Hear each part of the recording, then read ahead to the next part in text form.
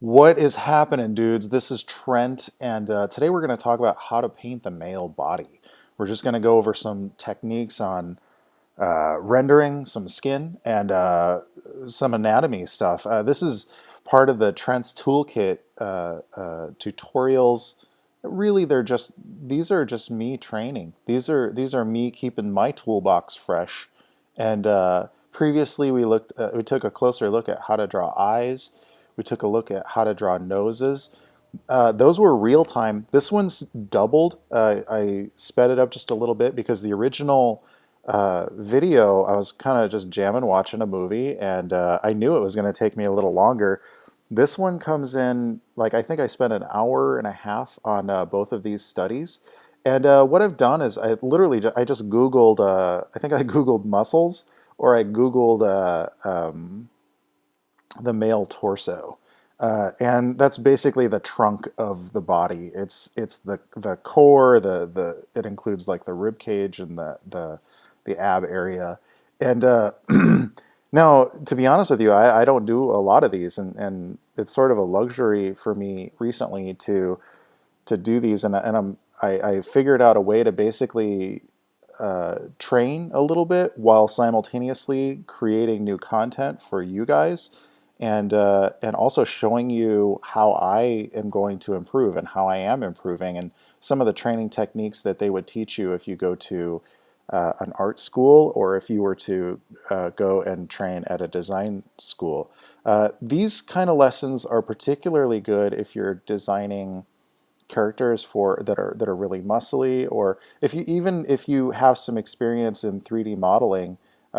ZBrush, doing like ZBrush sketches like this of the male body, or of any body part, actually expands your knowledge and your understanding of anatomy, and of how to render, and how forms turn. And one of the things that I'm trying to do is kind of shut off my preconceived notions of what I thought a chest was shaped like from the symbols that my mind has created. And I'm trying to literally just analyze what I'm seeing. And I'm looking at proportions. I mean, this dude's yoked.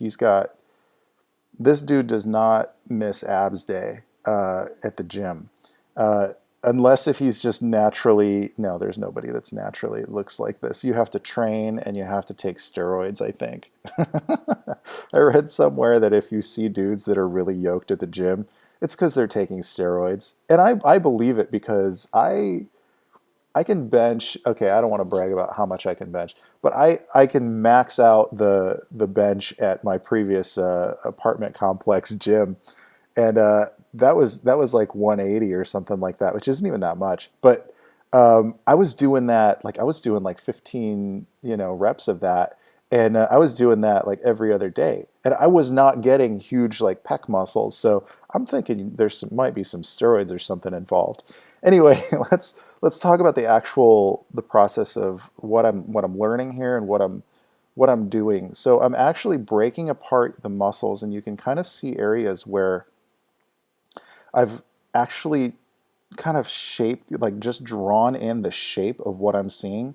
And if you watched my previous video about the nose, you'll see what I mean when I say it. Like, I'm breaking down the shapes, and I'm trying to find the larger objects within the muscle group, so that in my mind I can build like a beanbag version, if you can think of it that way, or like a clay model in my mind of what it is that I'm seeing. And I'm not worried too much about matching color, although I wanted to improve in rendering skin.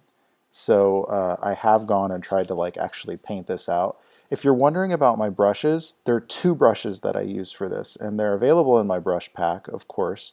But it's not really like anything extremely odd. You could probably do this with the hard round, and you could do it with the square hard square that I use, that just has pressure set to opacity. So the softer I press, I still have the same size square. It doesn't affect the size. It just affects how much of the paint actually goes onto it. And what I'm doing is one of my big takeaways from this, one of the things that I learned from doing this, was to paint in the darker areas of the skin, and then pull out the highlight areas to really strengthen where the light is going to hit that. There's also an overall gradient over the body, and then there's the shadows that the body itself is casting onto the muscles. So that gets very complex, and I struggled with like this chest piece because in my mind a chest is a lot more squared. I grew up reading comic books where you know, Jim Lee and Todd McFarlane and a lot of those guys, Dale Keown. Dale Keown was like really well known for, you know, just drawing epic muscles and on the Pit and on the Hulk. And so I was just trying to, like, in my mind, eliminate my preconceived notions from all those comic book years of what a chest is, and really take a step back and look at a real life model of a of a model of a bodybuilder who's got the kind of build and the type of body that I'm trying to draw, and really just study and analyze those. And there's a lot of things that, like the little imperfections in the middle of the chest, I always kind of drew it a little bit perfect, you know, how it bubbles out a little bit on the inner part of the chest. There's also where the highlights underneath the muscle can kind of like carve it out. And a lot of these things are lighting that you only get if you're in a modeling situation, and they're lit this way to emphasize those muscles. But we're working in fantasy. We're painting fantasy characters, so we want that kind of like studio lighting, you know. Something else to keep in mind, and you can see right now where I'm color dabbing from. I'm color dabbing a little bit from the photo. That's not the best way to learn, but I was really starting to realize I'm going to spend a lot of time on this.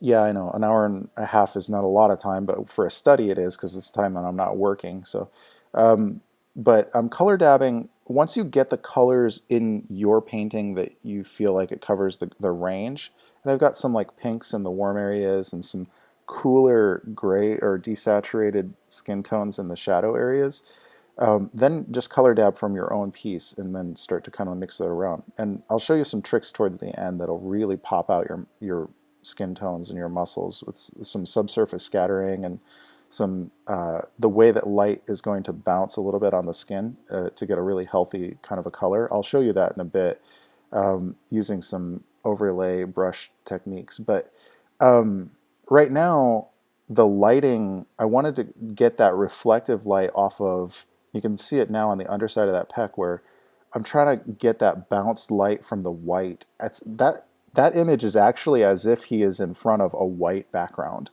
And that white, because he's kind of oiled up a bit, and his skin has a kind of a very subtle blend of reflective and matte surfaces. And then there's also the light that goes into the skin and kind of bounces the color of the blood. So that's where you get like some of the pinks and things like that. It's actually bouncing light underneath just under the skin layer, the surface of the skin layer. But right at the edges, you get this almost like glow where it's just bouncing the light right off of the background. You see that a little bit in the next image, the bottom torso, and we'll get to that later, but you can kind of see where the blue actually bounces a little bit in those shadow, or not shadow areas, just along the sides, you know. So when you're choosing a rim light color, it should always be, if you don't have a strong light on it, then it should always be the atmospheric light. It should always be the light from the environment around the body. And so our chest is starting to take a little bit of form. And like I said, in a lot of ways, I'm looking at this and I'm drawing it like I've never drawn a chest before. And I'm intentionally trying to throw out some of, not throw out, but reprogram and reconfirm.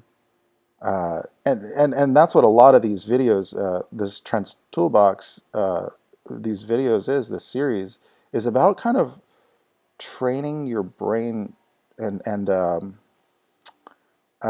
through repetition, through assimilation, through just the joy of analyzing and studying something that we want to learn how to do better.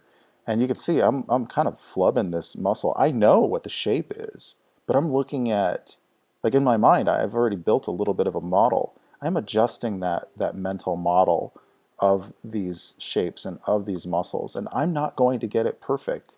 There might be people who are masters of anatomy that are watching me do this and going, dude, why didn't you just make a big selection, make it all flat, and then start to apply your muscles? Or, there are ways that you could do exactly what I'm doing. If you're a master at this, you probably could have. If this were my 60th or 70th torso study, I'd probably be able to do this whole thing in literally 10 minutes.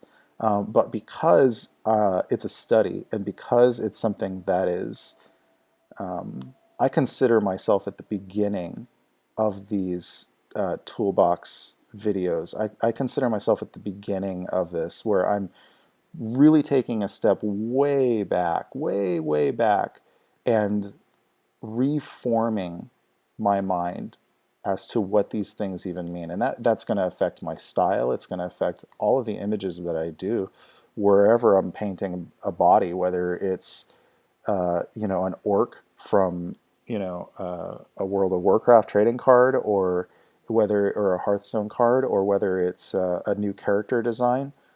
It's going to affect all of that. I get to take all this knowledge with me. I've never been really good at drawing abs. I think most of the characters that I draw are teenage kids, and I don't know why that is. I think in my mind, it's really exciting to have that mindset of a period of time in my life where I'm not at anymore. So it's fun to write like what it was like to be a kid with this crazy imagination. So that's kind of why I tend to draw things like that. But I also realize that the most popular images that I do, and the kind of things that I tend to work on the most or get work doing the most, are usually big muscly characters. This is very prominent in American video game development and American comic books. It would be really fascinating to, and in a lot of ways, I'm preparing for some of the challenges that I'm doing. Over on my Patreon, I'm planning to do, I guess, fan pieces, but some of the ones that are up for vote this month are The Witcher and Metal Gear Solid and Fallout. And if I'm going to do one of those, like The Witcher is yoked, I'm going to have to brush up on my anatomy. You know what I mean? And a lot of what these toolbox videos are about are essentially, this is me essentially recording myself going to the gym. And I don't mean like, for fitness. I'm talking about beefing up your toolkit so that when you show up for the job, you've got this massive box full of tools. You got abs down, you've got chest down, you've got skin rendering down, you've got how light is going to bounce off of skin. Those are tools. Those are tools that we're going to use to fill our toolbox, so that when I don't have reference, I already know. I already have an idea, a mental model of how that stuff's going to look. I have a mental model of how that chest part right there is going to stretch the skin, because I think he's flexing, but it's going to stretch the skin, and how that shoulder muscle connects to that pectoral, and how that light from the head is going to create a little bit of a shadow over the shoulder, how that shoulder is still going to keep its form and look yoked, just like the other arm, in different lighting. That's my tool. That's the tool that I've just added by doing this lesson. I just added that to my toolbox, which makes me more valuable as an artist, which makes me get paid more, and it makes me do better work. Work that more people will take notice of. And admittedly, if you're more of a stylized artist, you might not need or want these things, but it can only really help you. It doesn't help you with building a brand. And I've been meaning to, I really want to do a video about brand building. It's something that I've really stepped away from the last few years. Well, that's not entirely true. I'm getting back into it. when I was a teenager and I was drawing a comic book, I had a very distinctive art style, and that was like kind of like my brand. If you saw my drawings, you knew it was me. You knew it was my drawings. You could tell just from the way it was rendered, the way that I drew everything. I had, you could, it's in a lot of ways it's stylistic choice, but it's also some of an artist's limitations can really define their stylistic choice, and or their brand, I guess. And there's a lot more to that. And I want to talk about that in a different video. Let's talk about abs. So we always talk about six pack, and I mean, how is that formed? Like a lot of times in my younger years, I just kind of draw like this washboard thing down. It'd be perfectly linear. Looking at these studies, I mean, I completely began to reform how it connects under the rib cage, underneath those pectorals, and those little rib muscles that connect to the six pack. And you'll notice later in the video, I actually start to assimilate information from the bottom picture to make the guy in the top picture more yoked and more defined in those kind of ribs and where the ribs connect with the abs. This is an area where a lot of artists try to cover it up, and it usually gets covered up by some kind of clothing or something like that. But if you can do it well, it can look super awesome, and it can be like the abs are one of the most difficult kind of muscles to gain, to earn at the gym, and they're some of the most difficult because they don't happen at the gym, they happen in the kitchen, by the way. It's what you eat, or it could also be your age too. If you're a young dude, you could probably get abs like this in 6 months, now 3 months, if you really push yourself. A personal trainer. I do work out a lot, but I'm nowhere near what these dudes are at. These guys are super jacked. But the lighting you can see on the side, I'm kind of pulling out like that turning light. And one of the things that you'll notice is where light hits the skin, usually you've got this kind of like core shadow that happens. And it's sort of going to be where you get the most saturation from where the light sort of begins to turn into shadow. And I guess if you were speaking in terms of values, it would be where the lighter areas blend with the dark. Usually you get a little bit more saturation just right on that curve of where that happens. It took me a long time to really begin to understand that, and I don't know that I can really explain it as well as somebody who's been studying this for a lot longer might be able to explain it. But hopefully through doing these studies, I'll begin to have a greater understanding of it as well. And if you come along for that journey, you will too. These studies, originally what I had set out to do was 30 minutes. I wanted to do a 30-minute study for each part of the body, whether it was going to be just arms. Originally, with this one, I was just going to do arms, but I was looking at these chests, and I was like, man, I want to get better at that. I want to do that now. Let's just jump right in. They're going to be longer videos, but we're going to do it.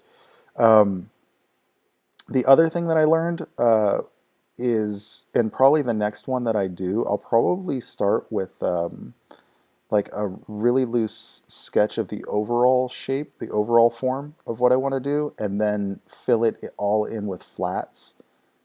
Flats would just be like your medium range of color. So in this case, it would be like what you're seeing at the wrist. That's kind of like the flat color, the bottom of his wrist.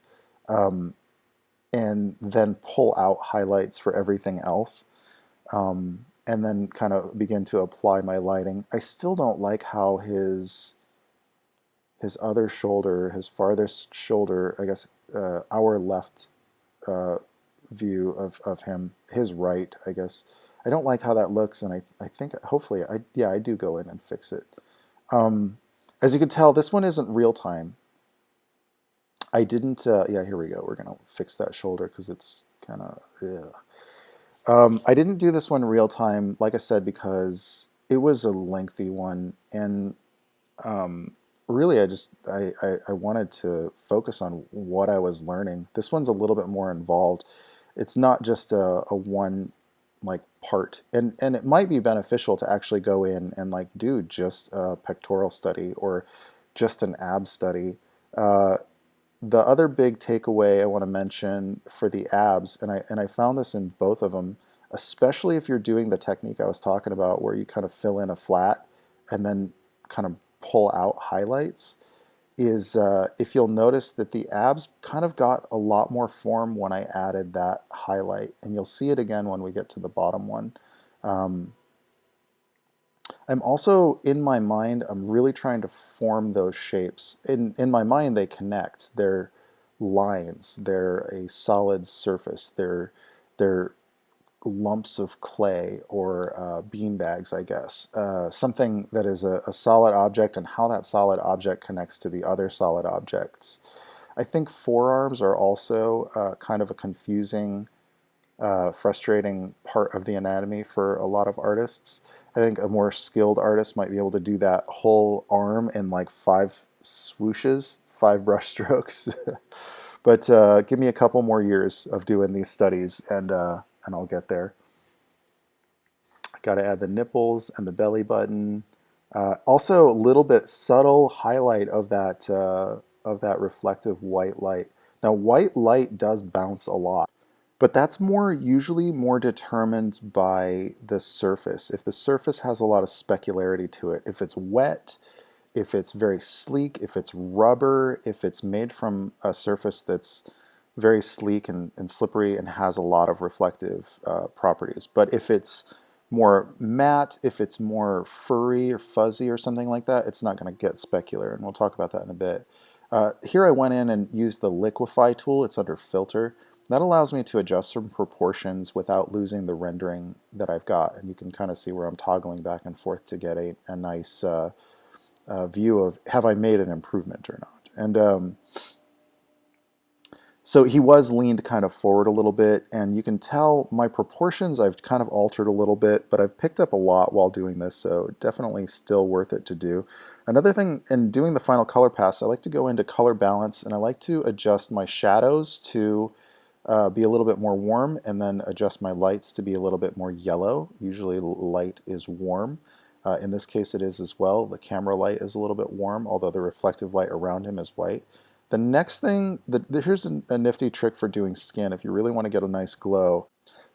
Select an airbrush, a nice big airbrush, and then go up into your brush properties in the top left and switch to overlay. And what that's going to do is it's going to hit that surface really nicely to bounce out some nice warm lights, especially if you have a yellow or an orange selected as your brush color.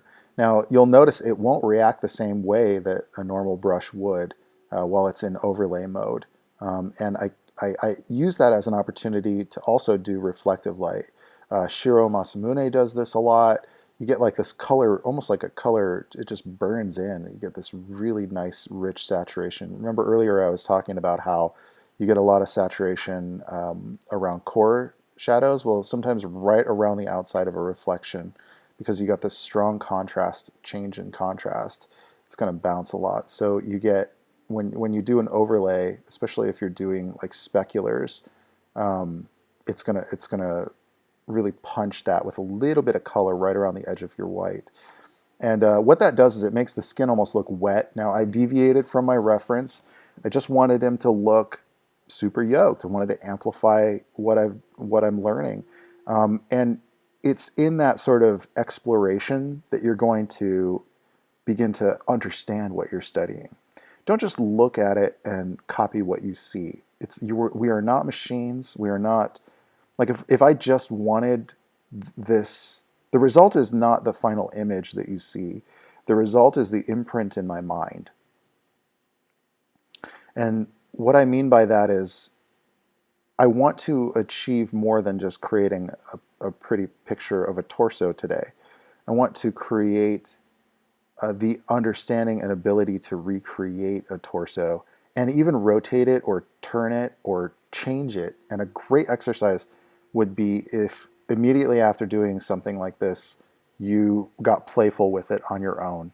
And if you kind of turn the body a little bit or just painted without even looking at the reference, just like try to draw an arm using what you just assimilated, what you just implanted into your mind.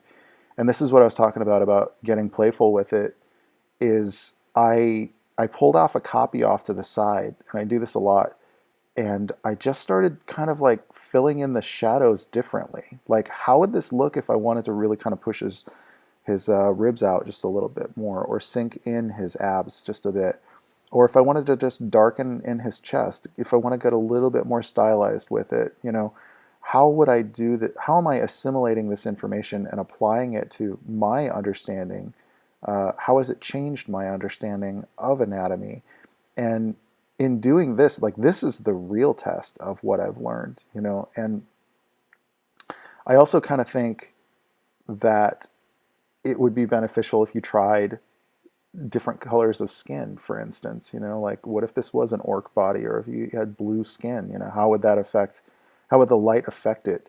And just get playful with it. These studies are really about that. And previously I said, hey, let's just try to do a half an hour a day. But now I'm kind of thinking, man, if you can, like, yes, a half an hour a day, if that's all you can spare, just like going to the gym, like, just show up. Don't be intimidated, just show up. But with this kind of stuff, if you're into it and you can get excited about what you're doing, even better, because that shows a sort of a willingness and a love of the craft more than just showing up and doing the lesson, so to speak. And yes, these are really just lessons, but that doesn't mean we can't have fun with it.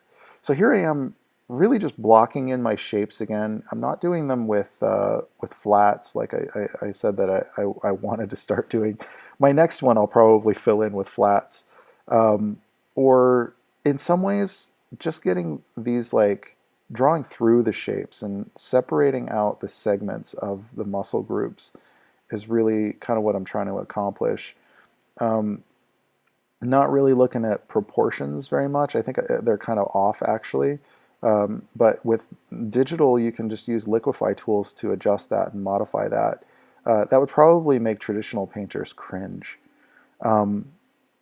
Because I'm using the brush that I'm using, which is really just the hard square brush, I'm able to kind of do my flats now. This is what I learned from the first one, where I'm blocking in the entirety of the shape, and it's set by standard. The hard square brush is just gonna kind of multiply, I guess, is the best way to explain it if you're familiar with the layer effect. And that allows me to just kind of like draw over my lines, and it just multiplies the color on top of that, so I don't lose my rough sketches. Filling in as much of a beanbag shape as I can.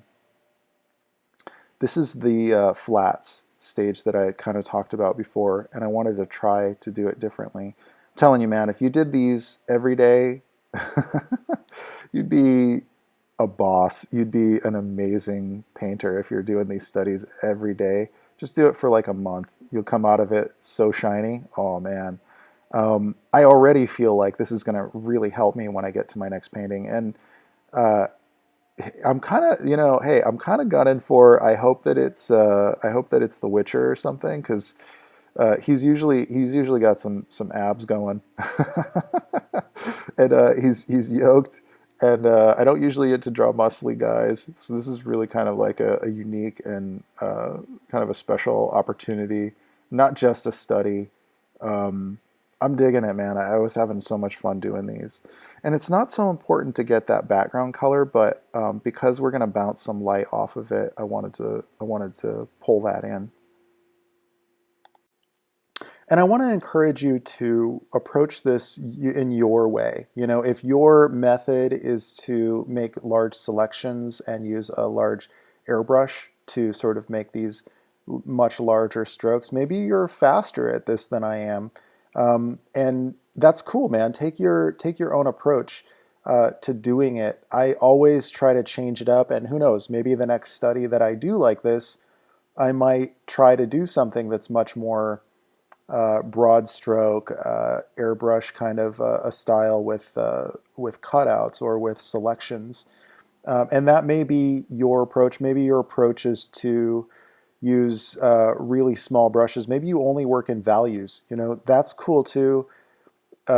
Switch your reference to grayscale. Just work in values to understand form. If you don't feel like you're ready for working with color at this level, just drop it back a notch. When you're doing, I relate a lot of this to exercise routines, but it's basically there's so many similarities because you're building something over time.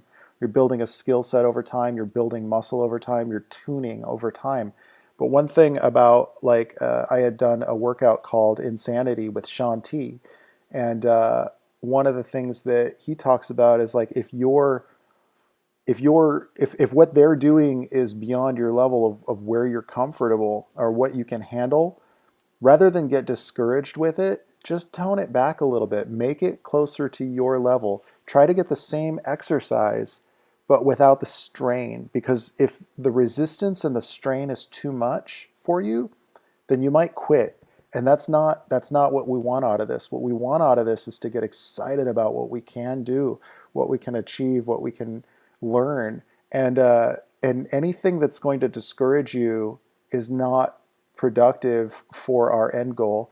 So I want to encourage you to take your own approach to it. If you need to dial it back a little bit, I modify when I'm doing some of the exercises in the Insanity workout. I modify it to a level that I can handle because it's not that easy. Those guys on the show, they're toned. They exercise. They do those intense workouts every day. They're like fitness models basically. I'm not a fitness model, so I shouldn't expect myself to be able to keep up with what they're doing. But everybody's at different levels, so they need to do it at a high level. So I guess what I'm getting at here is like if this is beyond where you're at, then just drop it down a little, drop the weight down a little bit, drop it down to just doing a black and white sketch, kind of like what we did with our eyes and our noses. Work within your own level of what you're comfortable with so that every image, every time you sit down to draw, it's a success. And it doesn't have to be a success by everybody else's standards. It can just be a success by your own measure of, oh man, now I have a better understanding of how that skin stretches over a pectoral muscle, and now I can do it in fewer brush strokes, or now I have a greater understanding of how that shoulder muscle connects to the pectoral, and I can do that without even looking at the reference, And the more you do that sort of a thing, at some point you'll wake up and you'll realize, oh my gosh, like I know how to do so much more than I could a year ago.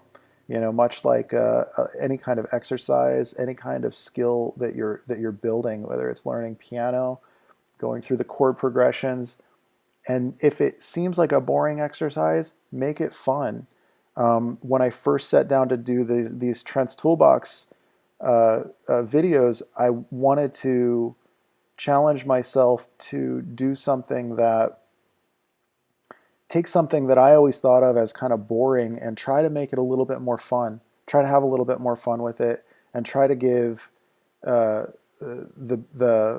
really give myself a little bit of permission to struggle a little bit and to challenge myself in a way that I haven't ever done. And yeah, this is probably the first time that I've sat down to just designate, like the first time in a long time that I've sat down to just designate a little time to painting out a human, like a bodybuilder's chest.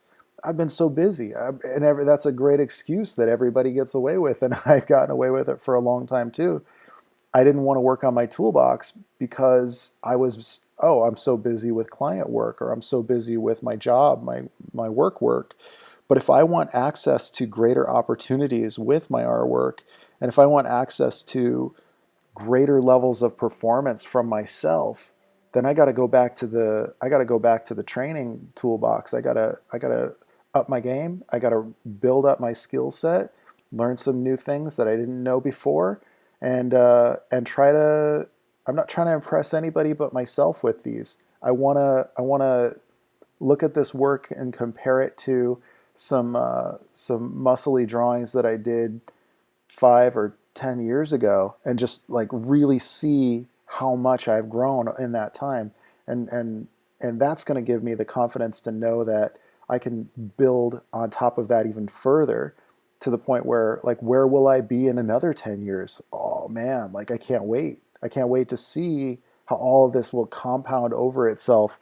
One skill stacks on top of another, just like how one muscle stacks on top of. That's a bad analogy, but you get what I'm saying. hopefully, hopefully you get what I'm saying. Um, here's another takeaway from this, and I like to point out the takeaways, the things that I picked up from this. Really noting how the pectoral muscles create a shadow underneath, like they've got a strong line, and usually that's the lighting, that's the studio lighting, but it creates a nice strong shadow that gives you this feeling of depth where it's like sunken in into the ribs. The muscles into the ribs are just sunken in, and the roundness of the pectorals. That's something else. I did not really ever see them that way. I always saw them as sort of like more squared, I guess. And really in doing these studies, I can see just how it's naturally uneven, naturally has like a roundness to it, and even some like unexpected little lumps that make it more realistic looking because muscles don't grow perfectly. In fact, the more muscly they are, the less perfect they'll grow in that way. There won't be a perfect line down the center of the chest, you know. Here I am kind of adjusting the colors again. I know I'm straying a little bit. One thing about the color balance thing is that sometimes it oversaturates things. So then I go in and I do a control or command U, which will pull up the color adjustment, and I just desaturate it a little bit, but I've got the new values. I lost a little bit of the blue in my background color, but that's okay. Filling in some shadows, but technically speaking, I should have been kind of filling the whole thing in with shadow and then pulling out, painting in the highlight areas. I noticed that his left pec was a little bit too close to the center of the chest. It was not balanced appropriately, so I pulled that out a little bit more, just making a selection and then dragging it out. I think I do, at some point I'm going to hit this thing with an airbrush so that I get a little bit of a gradient on the whole thing. And you'll notice that in the final version, there is like a blue, like a desaturated, there's my gradient that I'm hitting it. It softens up all of my corners, softens up my edges, and it gives me a chance to paint in my highlights rather than paint in my shadows. And if you've seen some of my other videos, you'll know what I mean. And I am color dabbing still because I want to get it pretty accurate to the reference, but I'm very conscious of what color, like color is very relative to what's around it.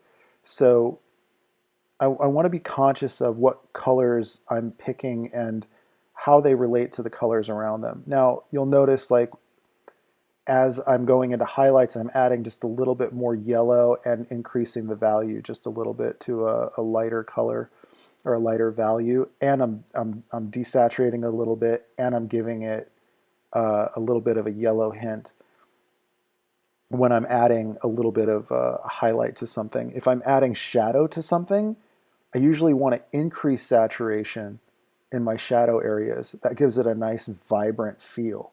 But in that shadow area, you're usually going to get, that's where you're usually going to get a lot of bounce light too. And skin has a lot of bounce light. I really like how that bicep is turning out. The bicep connecting to the shoulder. I think I can do better, but that's pretty solid. Like I'm feeling good about that. My forms are starting to get pulled out nicely now.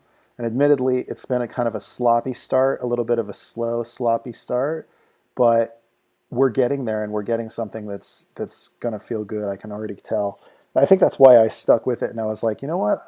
I'm way over my half-hour mark that I originally wanted to do with these, but I was learning so much, and I was so happy with the results of what I was getting that I was like, I'm going to keep going. This is good. This is good stuff.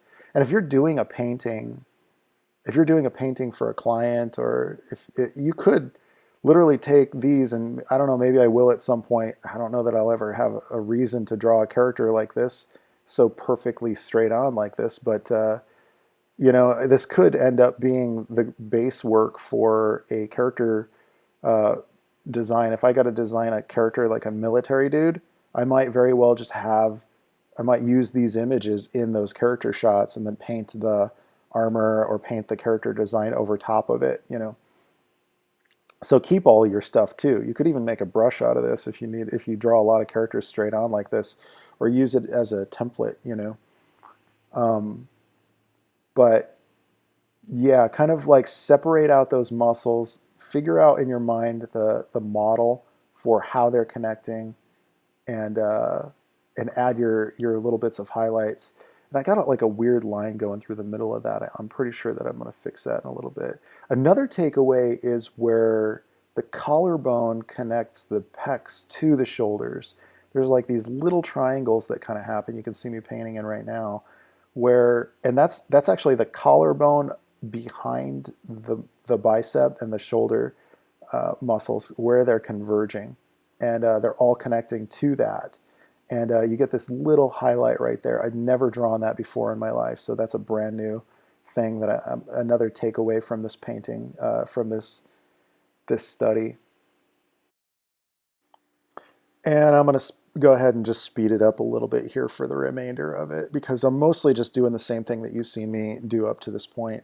I'm adding in little bits of highlights. My brush gets smaller as I progress at this stage. The further I get to along in the process, the more I sort of fine tune the brush size. I start to get a little hard edge, like poles where the skin is kind of getting tight. I try to bring that in.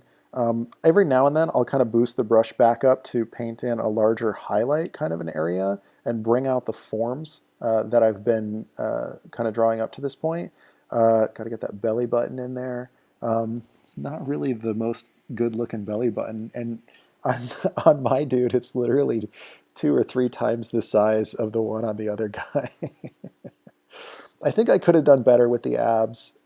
Maybe in the next one will be better. Don't put so much pressure on yourself to make it perfect, especially in your first one.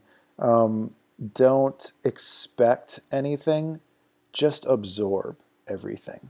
Here I'm kind of like, I'm realizing I'm going to need to paint in the rest of that blue background so that I can really pop out that rim light. And the rim light is actually from another stage light that is not on screen. It's not even in the scene, but it's implied that it's there because you see the rim light. It's implied that there's a light just off camera, off to the right, and it's gonna just catch that edge to really turn the form. And skin does this a lot. Skin has a very reflective quality to it, depending on the amount of moisture, depending on the atmosphere that it's in. Again, we're working with stage lighting, so it's gonna have a reflective quality to it. This guy has a little bit of oil on or something, and no chest hair, which is weird. He's shaved it completely down, but that's what we like. I wonder if things will ever go back to like the 70s where it's like it's cool to have like chest hair hanging out. I don't know. Trends change like that over time. But I'm this is another area, the forearms, not a strength for me usually. So there's this little muscle that happens on the outside of your forearm that trips me up every now and then. And a lot of times what I'll do is I'll just kind of bulk out that bicep.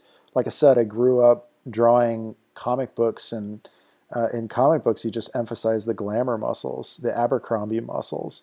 But when you begin to study it, you begin to realize there's a lot of these other subtle little muscles and how they connect that you got to train your brain to recognize. Build your visual vocabulary. That's the whole point of these training sessions, the Trent's Toolbox.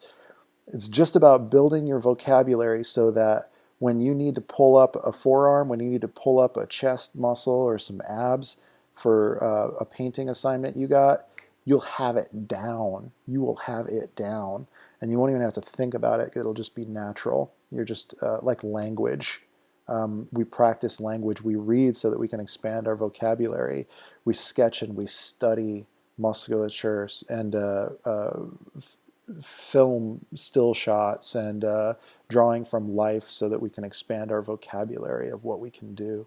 The last and final step that I do on this that's not in the reference is that I'm going to go back to my overlay brush, and I'm going to hit it with a little bit of some blues in the shadow areas and then some warm colors in the highlight areas with just some kind of reflective splashes of color. That's going to bounce some light around, and what it does is it creates the illusion that there's a little bit of light underneath the skin. That's called subsurface scattering. I went in and hit a little specular on the tippy points of the muscles, and that about does it. That about wraps this one up. Dudes, I want to thank you so much for stopping by and coming along with me on this ride. These are a lot of fun, specifically the Trent's Toolbox stuff and how to draw, how to paint. If this helped you in some way, yeah, please drop a little comment in the section below. I want to know what your big takeaways were. What did you get out of this? How did it help you? Did it help you to push through some barrier that you may have had in your own work? If you want to pick up my brushes, if you want to get longer, more detailed, in-depth videos like these, swing on over to my Patreon page. Over there, I'm making just dozens of hours every month of new content, just about weekly videos, if not more, sketches, insights into my process, all of my tools, templates, Photoshop files with layers so you can break apart all of my work. If you want to learn to draw like me, or you just want that extra edge, swing on over to the Patreon page, throw in a couple of bucks into the bucket, and that support really kind of keeps all this going. And I'm really loving teaching people what I know and things that I've learned. I'm growing a lot through doing these. I really appreciate your support here on YouTube and over there on Patreon. Without that help, I don't know that I would be able to do as much of this as I do. Without all of your support, I would probably just be taking contract jobs on all those other games that I work on, which is also cool. I enjoy doing that too, but it's really nice to have the community interaction and know that I'm really helping other people. So with that said, I look forward to next week's video. I can't wait. I got some really neat stuff planned for you guys. So if you're not already, please subscribe, and I'll see you guys mañana. Ciao.